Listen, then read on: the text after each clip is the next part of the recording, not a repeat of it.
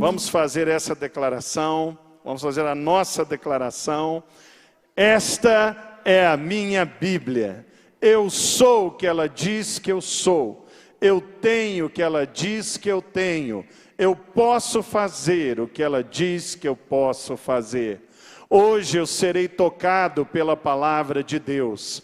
Eu audaciosamente confesso que a minha mente está alerta, meu coração está receptivo, eu estou pronto para receber a incorruptível, a indestrutível, sempre viva semente da palavra de Deus. Eu nunca mais serei o mesmo, nunca, nunca, nunca. No nome de Jesus, amém. Pai, nós colocamos a Tua palavra em nosso coração, crendo que grandes coisas o Senhor tem para falar conosco. Por isso, fica à vontade em nosso meio, tira todo tipo de dispersão, que os nossos olhos, ouvidos e mentes, seja aqui no auditório ou os que estão nos acompanhando pela TV, as redes sociais, seja voltado exclusivamente para a revelação que o Senhor preparou para essa noite. Fala conosco em nome de Jesus. Amém. Amém. Abra sua Bíblia na primeira carta de João, o capítulo 4, versículo 11. Primeira carta de João, capítulo 4, versículo 11.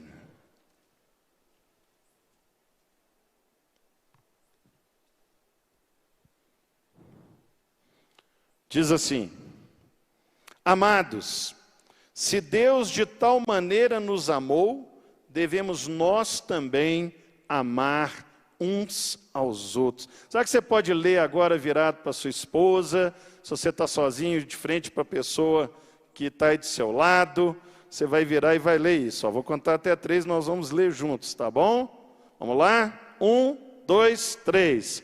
Amados, se Deus de tal maneira nos amou, devemos nós também amar uns aos outros. Pode se assentar. Se você tem liberdade com esse irmão, dê um abraço nele. Se não tem, aperte a mão dele. Se é sua esposa, dá um beijo nela em nome de Jesus. Pronto. Queridos, quando fala de amar uns aos outros, quando eu preparava junto com a Priscila essa palavra, me veio uma imagem muito forte, que vai ilustrar muito bem o que nós vamos falar aqui hoje. Hoje, o tema da pregação hoje é decisões em família. Algo que realmente gera muitas situações dentro da casa. É a hora de tomar decisões. E quando eu li esse texto sobre amar uns aos outros, eu lembrei da minha infância e me veio essa imagem aqui, ó. Essa imagem aqui da gangorra. Quem aqui não brincou alguma vez na infância de gangorra? Eu brinquei. A geração Nutella talvez não, né? Mas eu brinquei de gangorra. Tinha um parque no bairro onde nós morávamos e nesse parque tinham as gangorras.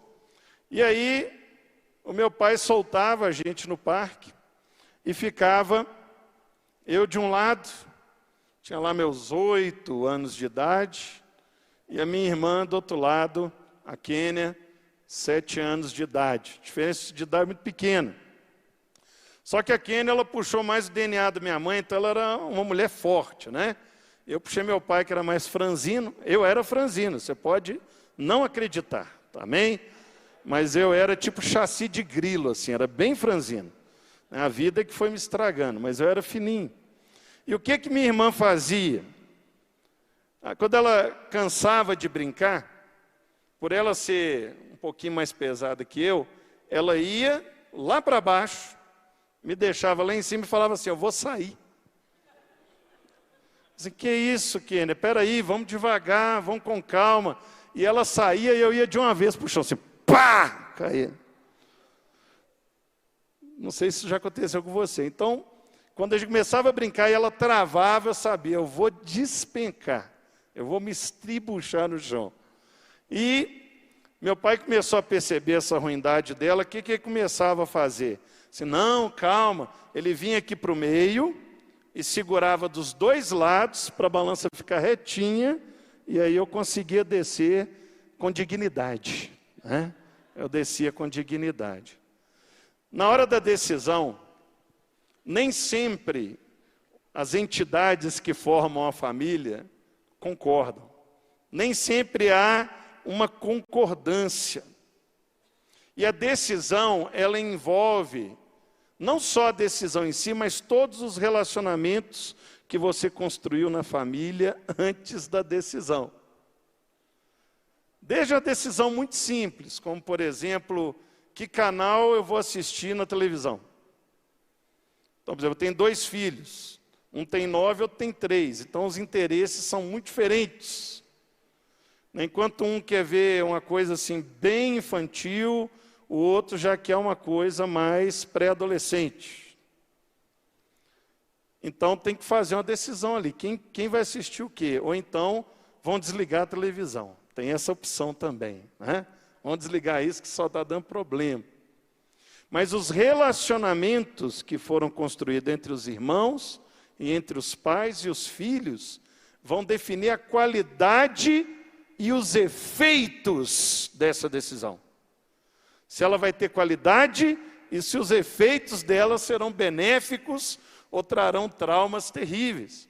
Tem decisões muito difíceis. Por exemplo, autorizar o filho a namorar.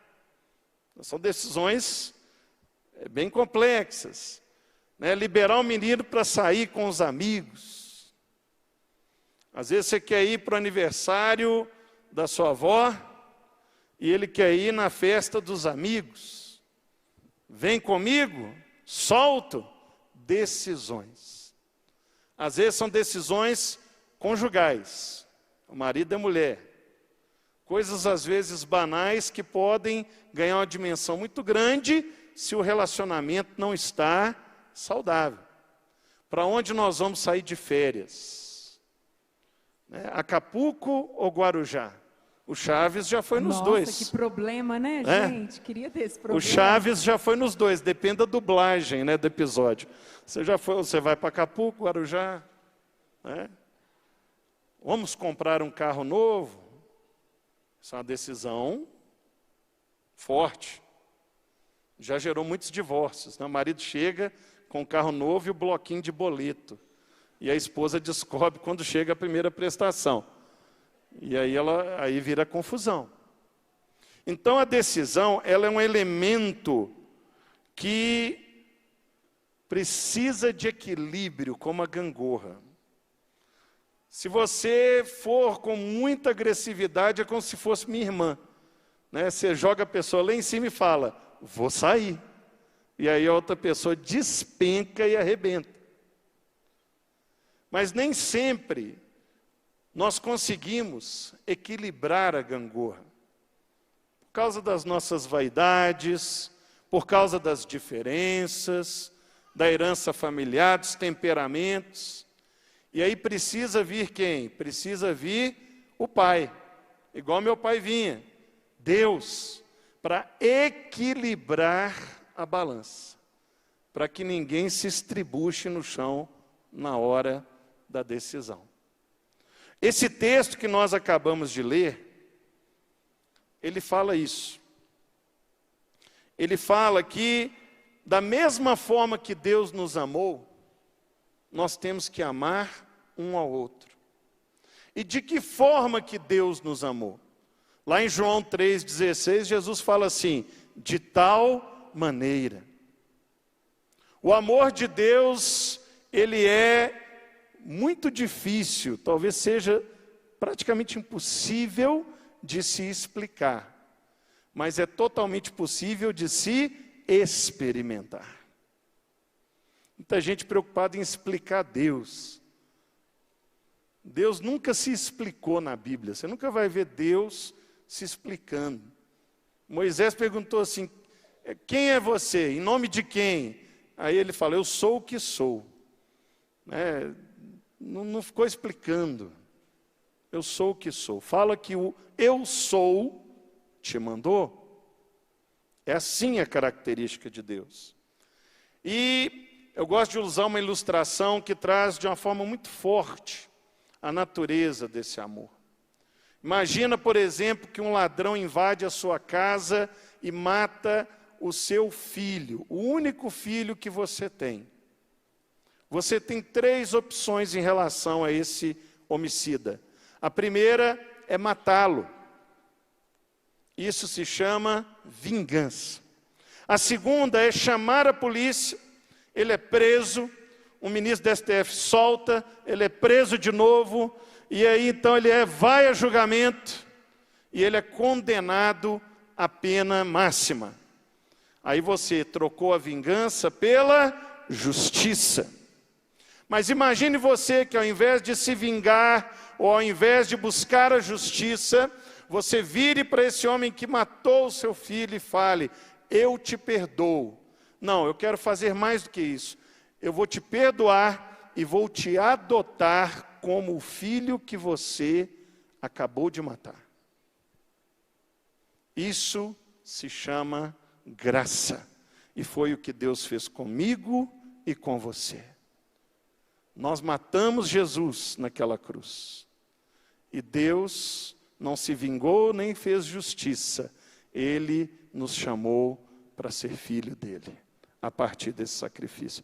É esse o amor que Deus espera que eu tenha com a minha esposa, com os meus filhos, com você. E esse amor é que vai dar leveza e graça para as decisões, das mais simples às mais complexas, que precisamos tomar dentro das nossas casas, enquanto cônjuges, enquanto pais e filhos, enquanto os nossos avós dos nossos filhos. Mas isso é forte, né, amor? Difícil, né? Precisa falar é bonito, no meio, né?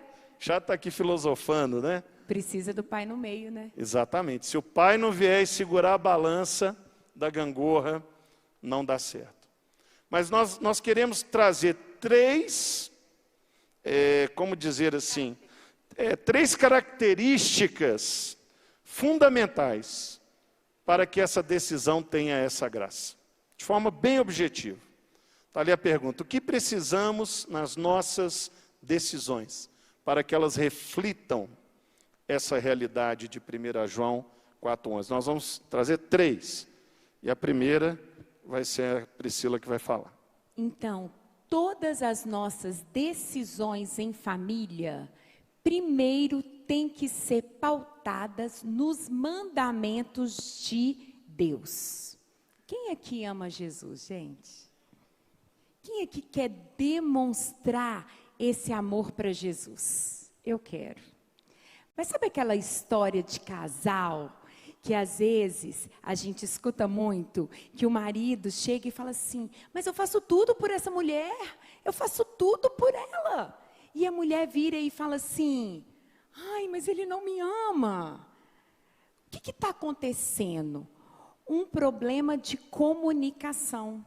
Um está comunicando a linguagem de amor diferente do que o outro consegue receber. Não é assim? Será que Jesus tem uma linguagem de amor? Será que eu posso comunicar para Jesus como ele se sente amado por mim? A Bíblia nos conta isso. Vamos lá? João 14, 15. Nesse texto de João 14, 15, Jesus nos conta como que ele se sente amado. Vou levantar aqui minha Bíblia bem bonita, que eu estou de Bíblia nova, né, gente? Oh.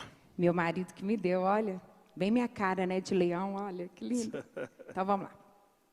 João 14, 15. Olha como que Jesus nos conta que ele se sente amado.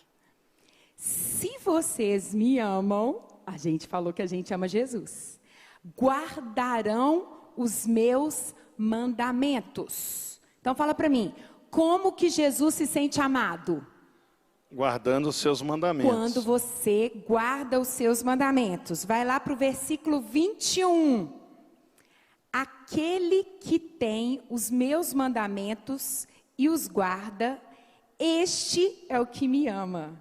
E aquele que me ama será amado por meu Pai, e eu também o amarei e me manifestarei a ele. Vai para o versículo 23. Jesus respondeu: se alguém me ama, guardará a minha palavra, e o meu Pai o amará, e viveremos para ele, e viremos para ele, e faremos nele morada. Quem não me ama, não guarda as minhas palavras. Gente, Jesus foi claro demais nesses versículos. Qual é a linguagem que ele se sente amado? Obedecer aos seus mandamentos. Então, a primeira decisão que você precisa fazer em família é essa. Essa decisão que nós estamos tomando é uma decisão que obedece aos mandamentos do Senhor? Se for, nós estamos amando a Deus e estamos tomando uma decisão correta. Por isso que na nossa casa, a primeira característica, o primeiro caráter, virtude do caráter que nós precisamos ensinar para os nossos filhos é obedecer. Então, lá em casa, a musiquinha já é cantada, né, até que como uma rotina. Obedecer é mais que importante. Obedecer é mais que importante. É prova de amor. Esse cai em posição fetal e começa a tremer, assim. Funciona. Então, eles já sabem que obedecer é o mais que importante. Por que nós precisamos imprimir no coração dos nossos filhos a obediência? Porque se desde pequenininhos eles conseguem aprender a obedecer aos pais que eles veem, quanto mais a palavra de Deus, eles vão aprender a obedecer aos mandamentos do Senhor. E aí, hoje é um dia muito importante. E eu vou ter que fazer uma homenagem. Hoje é feriado, porque né? hoje é aniversário da minha mãe. Então, mãe, hoje eu estou aqui como um legado seu. Não só físico, mas um legado também espiritual, mãe. Porque depois que eu aceitei Jesus, a minha caminhada com Jesus ficou mais fácil. Que eu pude partir da sua vida com Deus, que você já me ensinou para frente. Então, mãe, te amo. Muito obrigada. Parabéns, Purita. Glória a Deus pela sua vida. Criou muito bem sua filha. O Áquila está procurando, ela está falando para a TV. Tá, Áquila, você está procurando a mãe. Cadê a mãe da Priscila? Mas, gente, quando a gente entende que Jesus se sente amado com os mandamentos, a gente obedecendo os mandamentos, para uma pergunta para nós. Você conhece os mandamentos do Senhor? Existem muitos mandamentos. E todos os mandamentos do Senhor, escritos, estão aqui na palavra. E agora é um momento para você olhar para dentro de você e responder: eu tenho lido a palavra de Deus? Eu tenho procurado todos os dias quais são os mandamentos de Deus para mim? Porque se eu não sei os mandamentos do Senhor, como que eu vou demonstrar esse amor para Ele? Obedecendo. É um bater com amor, tá, gente? Então agora eu quero que você, se você está olhando para a sua vida e está vendo, poxa vida, minha vida de leitura da palavra está muito ruim. E hoje, gente, a gente não tem desculpa. Por que a gente não tem desculpa? Porque quem não consegue ler, temos a Bíblia falada do nosso amado pastor Cornélio. Você tem CD, você tem pendrive, você tem como ouvir a palavra de Deus. Tem gente aqui que está precisando fazer conserto com Deus. Culto da família também é conserto. E a Bíblia fala, culto gerações também é conserto. Então, a Bíblia fala que aquele que confessa o seu pecado, o Senhor é fiel e justo para perdoar os nossos pecados e nos purificar de toda injustiça. Quando Jesus encontrava alguém que era pecador, o que ele falava? Eu também não te condeno. Vai e não peques mais. Então agora é um momento seu com Deus. Se você sabe que você precisa fazer esse concerto com Deus, feche os seus olhos e confessa. Confessa comigo, falando assim: Senhor, eu confesso a Ti agora o meu pecado. Realmente eu não tenho investido nesse tempo de leitura da Tua palavra diário, Senhor, para que eu conheça os Seus mandamentos e assim os cumpra, e assim demonstre o meu amor pelo Senhor. Mas nesse momento eu fui alertado novamente dessa prática da minha vida, e eu quero me arrepender, e eu quero te pedir, Senhor, me ajuda, me dá amor pela Tua palavra, atrai-me para a Tua palavra, se necessário, Senhor, gruda essa palavra em mim, aumenta minha fome pela Tua palavra, aumenta a Tua sede pela Tua palavra, em nome de Jesus, me ajuda, eu quero conhecer os Teus mandamentos para mim, amém? Amém. Só que você planeja a sua vida. Você planeja que horas você tem que acordar, que horas você vai almoçar, que horas você vai na academia. Por que a vida com academia não, né, amor? Tá bom. Por que a sua vida de leitura da palavra você não planeja? Gente, eu estou falando tudo com amor, mas é exortação. Você tem que planejar o seu momento que você vai ler a Bíblia. Porque senão o dia passa e quando você vê, você não leu a Bíblia. Então você vai pensar, hoje eu vou fazer isso. Que momento do meu dia eu vou inserir a Bíblia? Pode ser no carro, não dirigindo, lógico, né? Pode ser na hora do almoço. Quantas vezes a gente almoça no Zap? Por que você não pode almoçar com a Bíblia do lado? Comendo o físico e o espiritual. Pode, você pode fazer isso. Calma que tem mais, amor. Então planeja, isso é amor, Jesus. E quando você começa a entender os mandamentos do Senhor, vai uma dica. O que eu faço com a minha Bíblia? Eu gosto de marcar. Quando eu vejo um mandamento do Senhor, eu marco. Por quê? Gente, é muita coisa. É muita coisa. Então, de vez em quando, eu dou uma folheada assim na Bíblia, nos que está marcado, e vejo assim, deixa eu ver se eu estou fazendo esse. Deixa eu ver se eu estou fazendo esse. Com o Espírito Santo. Deixa eu ver. Então, você vai dando uma revisão também. Né? Você ajuda os anjos e se ajuda também. E aí, quando você vai vendo os mandamentos de Deus, aquilo vai entrando no seu coração, você vai tomando as decisões conforme os mandamentos. Então vamos começar pelo menos com os 2 mais importantes que Jesus falou. Qual que é o primeiro mais importante? Amar a Deus sobre todas de todo o seu coração. Não é assim? Porque quando você ama de todo o seu coração, você entrega tudo que você tem. Então, quando você for tomar uma decisão na sua família, você vai se questionar. Essa decisão mostra que eu estou amando a Deus de todo o meu coração, de todo o meu entendimento, de toda a minha alma? Está. Então, eu posso tomar essa decisão.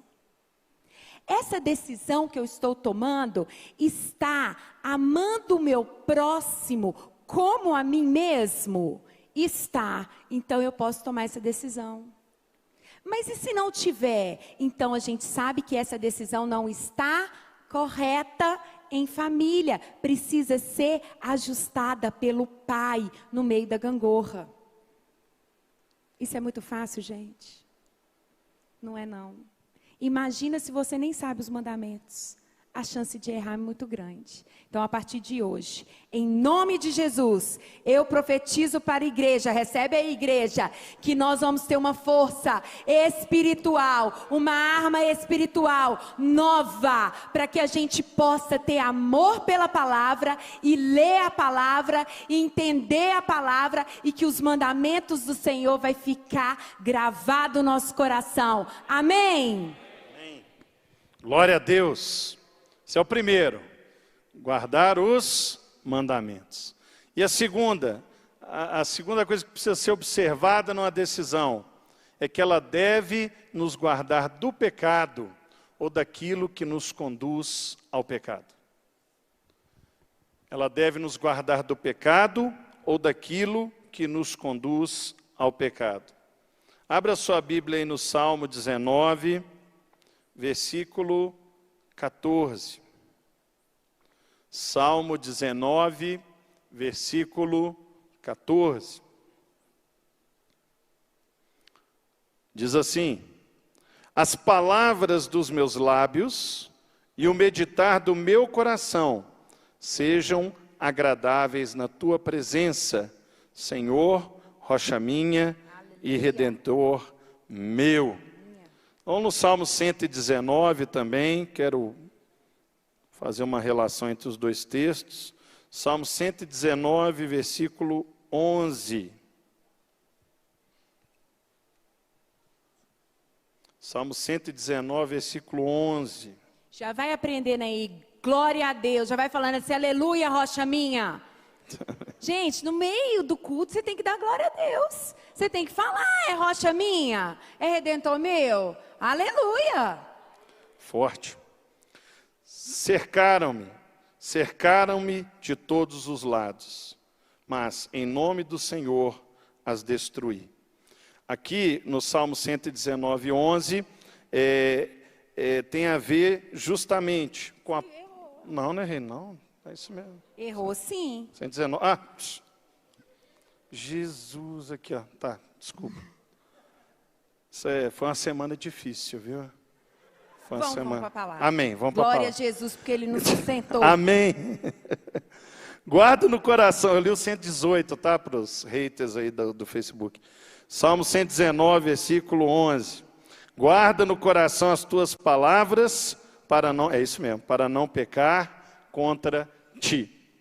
Existem decisões que podem criar caminhos para o pecado, ou caminhos que nos livram do pecado. Nosso filho, por exemplo, ele é muito ligado a eletrônico, né? Quem nunca, né? Hoje em dia. Ele é muito ligado a eletrônico. Então, ele, se deixar, ele fica no videogame a vida toda, né? Se deixar nas férias... Mas a gente não deixa não, tá, gente? Eu vou chegar nisso, amor. Tá bom, desculpa. Você está dando spoiler do meu tópico aqui da pregação. Desculpa, amor, eu me arrependi. Então, se deixar, quer celular, quer videogame, uma coisa assim terrível. E nós começamos a perceber que aquilo estava passando do aceitável. E aí então nós tomamos uma decisão de limitar o acesso dele a qualquer tipo de tecnologia. Não, mas você está atrasando a evolução sináptico-epistemo-cognitiva da criança na fase piagetiana oral. Blá, né? blá, blá. Começa a turma da pedagogia agressiva, da pedagogia canhota, né? Canhota, né? Então, queridos, nós tomamos essa decisão. Daniel, é o seguinte, só fim de semana e de tal hora a tal hora, e se aprontar durante a semana, nem isso. E de vez em quando ele sofre com isso. De vez em sempre. A criança fica tentando negociar, primeiro ela sorri, depois ela chora, depois ela xinga, depois ela fica em silêncio e depois ela barganha. Parece as fases do luto, né? Negação, barganha, resiliência. As fases do luto, quando você corta isso. Né? E nós já aprendemos que o outro a gente já nasceu nas privações, né? já foi poupado. Mas é uma decisão que, se nós não sustentarmos, nós vamos criar um caminho que pode destruir a vida do nosso filho. Pode destruir. Eu não vou falar aqui que videogame levou as pessoas a fazer coisas tipo que aconteceu semana passada em Suzano. Mas o menino estava fantasiado igual o personagem de um videogame, de um jogo. Estava igualzinho. Aí na Nova Zelândia o sujeito faz uma live matando muçulmano. Parece um jogo em primeira pessoa. Quando eu vi o vídeo, eu achei que era uma simulação. Quando eu fiquei sabendo que era de verdade, eu fiquei horrorizado. E muitas vezes a decisão que você toma, ela não vai ser fácil. Não vai ser fácil. Vai te dar trabalho. Vai te desgastar. Seria melhor você desdecidir. Vou desdecidir. Eu não aguento mais. Porque às vezes o menino, ele vai testando os limites da sua paciência. E ele é terrível, eu já contei aqui. Ele consegue hackear sinal de Wi-Fi de celular. É uma pessoa perigosíssima, né? Eu mantenho ela isolada. O menino tem 9 anos, gente. Ele estuda lá na Al-Qaeda Kids, é uma luta. Então você tem que ser firme, é a decisão.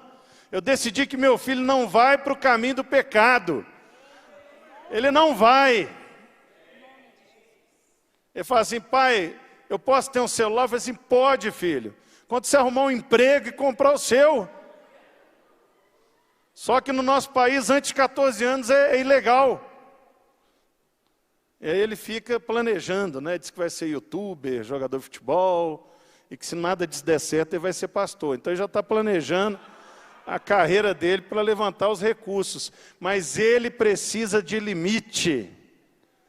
E quando você decide estabelecer o limite, esse limite vai ser testado. Mas você não pode desistir da decisão, porque é uma decisão que protege do pecado. Protege a sua casa do pecado. Será que as tuas decisões, meu irmão, estão abrindo uma estrada para o pecado? Ou estão abrindo um caminho do lado oposto ao pecado? Os lugares que você leva os seus filhos, os lugares que você leva a sua esposa no aniversário de casamento, os lugares... Leiam nas entrelinhas. Né? Isso, entendedores entenderão. Você me desconcentrou, que eu lembrei do último aniversário, mas vai voltar. Os lugares aonde você leva os seus filhos, às vezes você leva o seu filho para o inferno sem sair de casa, quando você deixa ele ficar no computador o dia inteiro e não procura saber o que ele está assistindo, quem está criando o seu filho, quem está doutrinando o seu filho. Se você for lá e investigar, você vai ficar horrorizado. Decisões que nos levam para longe do pecado. E o terceiro, amor, qual que é? E o terceiro, gente, é quando nessa escolha nos deleitamos mais em Deus do que em qualquer outra coisa. Então, para exemplificar essa parte, eu vou contar um testemunho que eu vivi. Já tem muito tempo, foi 2012, né? Mas foi muito didático aqui. Eu sou professora e eu tenho uma diretora que é uma bênção. Bênção mesmo, uma diretora inteligente, comprometida, uma bênção. E naquela época, lá na instituição de ensino, saiu uma proposta para a gente fazer uma pós-graduação. E a gente ia ter desconto enquanto funcionário, ia ser uma bênção para a minha vida, ia ser só aos sábados, eu que trabalho de segunda a sexta, ia poder conciliar. E eu conversei com meu marido e ele me abençoou, falou assim, não amor, Daniel já está um pouquinho maior, eu consigo ficar com ele aos sábados, vai, porque ia ser o dia inteiro, né, de pós, vai. E eu não tinha pós, eu falei assim, minha oportunidade, chegou minha vez, chegou minha hora. E aí, na minha cabeça já estava tudo certo, que eu ia, na cabeça do Richard, tudo certo, aí eu fui orar. Né? Ai, gente, quando a gente ora, né?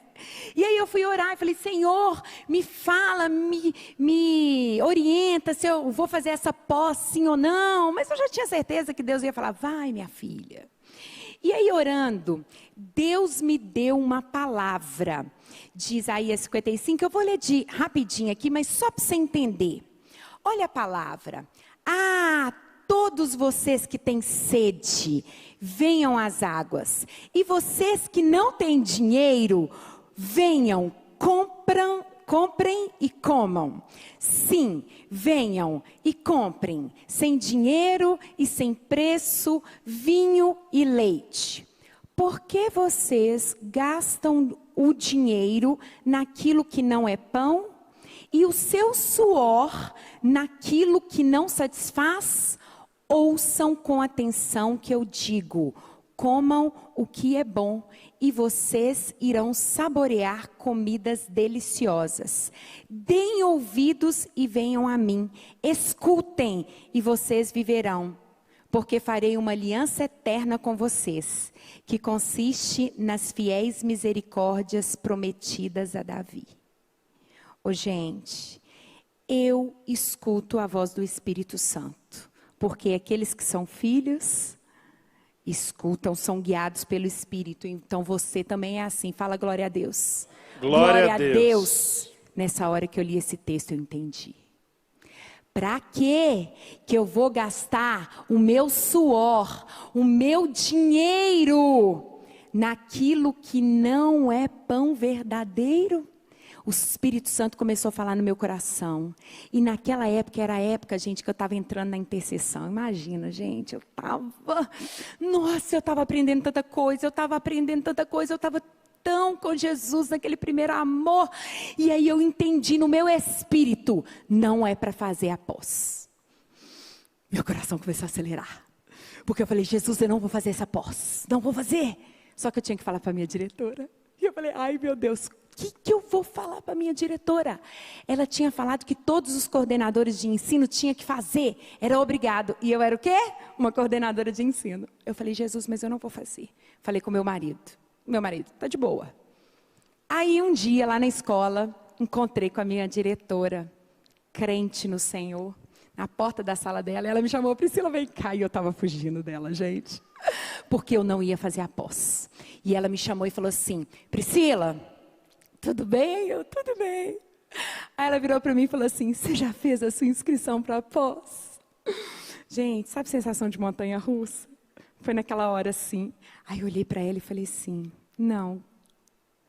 Aí ela falou assim, mas você vai fazer, né? Aí eu virei para ela e falei assim, não. Gente, eu fiquei parada olhando para ela. Ela ficou parada olhando para mim. Eu tive a sensação que foram uns 50 minutos, mas deve ter sido muito menos, com aquele silêncio, ela olhando para mim e eu olhando para ela. E eu comecei, Espírito Santo de Deus, me ajuda. Eu não sei o que eu vou falar, mas eu não vou fazer. Eu fiquei quieta, olhando para ela assim, ela ficou olhando para mim. Aí, de repente, ela falou assim, mas não vai faltar oportunidade não, né? Às vezes não vai ser dessa vez, mas depois você vai fazer, né? Eu falei, depois eu vou fazer. Ela, tá bom. Pode ir. Eu saí de lá aliviada, gente, assim, ó, aliviada. Eu não precisei nem dar satisfação. Por que eu não ia fazer a pós? Porque se ela virasse para mim e falasse assim, por quê? Eu ia falar assim, porque Deus mandou que não. Eu nem essa satisfação. Mas olha o que aconteceu. Naquela época, gente, Deus me deu uma tarefa na minha mão, que era gerar a mocidade. Hoje a gente nem fala mais mocidade. Já é legacy. Né? Legacy. Mas naquela época a gente falava mocidade. Chique. Mocidade que era para gerar a mocidade daquela época. E, gente, quanto eu cresci. Quanto eu fui abençoada por Deus, quanto que eu pegava na minha oração, quando eu via aqueles meninos, que para mim tudo é menino, aqueles jovens na presença do Senhor. Olha como eu coloquei o meu deleite no Senhor, como que eu recebi infinitamente mais do que qualquer pós que eu ia fazer. Então eu quero que você abra a sua Bíblia em Salmo 37. Quando o seu prazer está no Senhor, você se deleita nele. Salmo 37, 3. Olha o que diz a palavra do Senhor. Confia no Senhor. Quando Ele te der um mandamento, confia no Senhor. E faça o bem. Escolha viver os mandamentos do Senhor. Habite na terra. Lembra que quando a gente leu lá em João, quando você escolhe os mandamentos do Senhor, Jesus falou que você vai fazer morada nele. Quando você escolhe os mandamentos do Senhor, a Bíblia fala que você habita nele. Ele em nós, eu nele. Nós somos um. E alimente-se da verdade. Quem é a verdade? A palavra, por isso que você precisa ler a Bíblia. Versículo 4. Agrada-te do Senhor, e Ele satisfará os desejos do seu coração. É porque Deus fica feliz com você? Não. Você sabe por quê? Quando você se agrada do Senhor, agora os seus desejos mudam. Quando você se agrada no Senhor, o que Ele quer é o que você quer. Então por isso que Deus satisfaz os seus desejos, porque agora os seus desejos são os desejos dEle. Olha o versículo 5. Entrega o seu caminho ao Senhor. Quando você entrega o seu caminho ao Senhor, Ele endireita as suas veredas. É Ele que põe os seus caminhos retos, porque a gente não dá conta não. Ainda no 5, de novo, confie no Senhor e o mais, Ele é que vai fazer. O 6, para terminar, fará com que a sua justiça sobressaia como a luz. Quem é a sua justiça? Jesus é a minha justiça. E aí, quando Deus faz a minha justiça, eu sobressaio como luz. O que diz lá em João 1? Fala assim, Jesus, a vida estava em Jesus. E Jesus era a luz dos homens. Quando Jesus está em você na justiça, aonde você passar, essa luz vai sobressair. E aí termina no 6. E o seu direito brilhe como o sol do meio-dia. Aleluia. E aí a Bíblia fala lá no Salmo 1:2, para terminar. Esse a gente sabe de cor. Antes o seu prazer, o justo, antes o seu prazer está na lei do Senhor, e na sua lei medita de dia e de noite. Existe diferença entre ler e meditar? Existe. Ler, é isso que nós estamos fazendo aqui, lendo. Estamos lendo. Mas fala que o justo medita. Sabe aqueles pregadores, gente? Um dia eu vou ser assim, em nome de Jesus. Sabe aqueles pregadores que chegam aqui na frente, tipo a Andréia Vargas no dia delas? Pôs o celularzinho aqui e pregou tudo, citando versículo assim, ó, de cor. Quanto que uma pessoa é assim? Cita os versículos assim de cor. Quando a pessoa lê a Bíblia? Não, quando a pessoa medita, ela fica pensando naquilo, aquela palavra vai entrando no coração da pessoa, e aí, quando ela vai entrando no coração da pessoa, a única coisa que ela tem para falar é o quê? Aquilo que ela está cheia. Ah, meu irmão, vamos fazer esse propósito com Deus, de nos encher da palavra de Deus, para que a gente possa falar os versículos assim, ó, porque Ele está no meu coração. Amém? Acabou. Aleluia. Vamos ficar de pé, irmãos? Vamos ficar de pé. Então nós trouxemos três sugestões, 3 direções de como você deve tomar uma decisão na sua casa.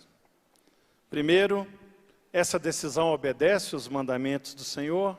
Segundo, essa decisão nos livra do pecado. E terceiro, essa decisão nos faz deleitar em Deus mais do que qualquer outra coisa? Se a resposta for sim para essas 3 perguntas, essa é a decisão certa. E eu posso resumir numa única frase esse raciocínio, citando uma frase de Agostinho: ame a Deus e depois faça o que você quiser. Ame a Deus e depois faça o que você quiser. Eu não sei quais decisões você tem tomado no seu casamento, com os seus filhos, com os seus pais, através das gerações. E não sei quais decisões você está precisando tomar hoje, dentro da sua casa. Mas eu sei que se você seguir esse caminho de amar a Deus, de colocar Deus como padrão, obedecer os seus mandamentos, se desviar do pecado e se deleitar na vontade dEle, você vai tomar a decisão certa, em nome de Jesus. Mas existe uma decisão, uma única decisão que pode mudar toda a vida, que é quando nós decidimos que esse Deus vai governar a nossa casa, que esse Deus vai ser o Senhor e o Salvador da minha casa. Quando eu decido que Jesus vai morar no meu coração e vai morar na minha casa. Ou quando eu decido voltar aos caminhos do Senhor, porque estava afastado. E você que está nessas condições essa noite, tem a maravilhosa oportunidade de tomar essa decisão.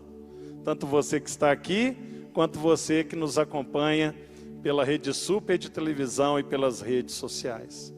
Então eu queria te encorajar a fechar os olhos, colocar as suas duas mãos sobre o coração e repetir comigo essas palavras. Você também que está nos assistindo, feche seus olhos, coloque suas duas mãos sobre o coração e repete comigo essas palavras dizendo: Senhor Jesus, hoje eu tomo a mais importante decisão da minha vida.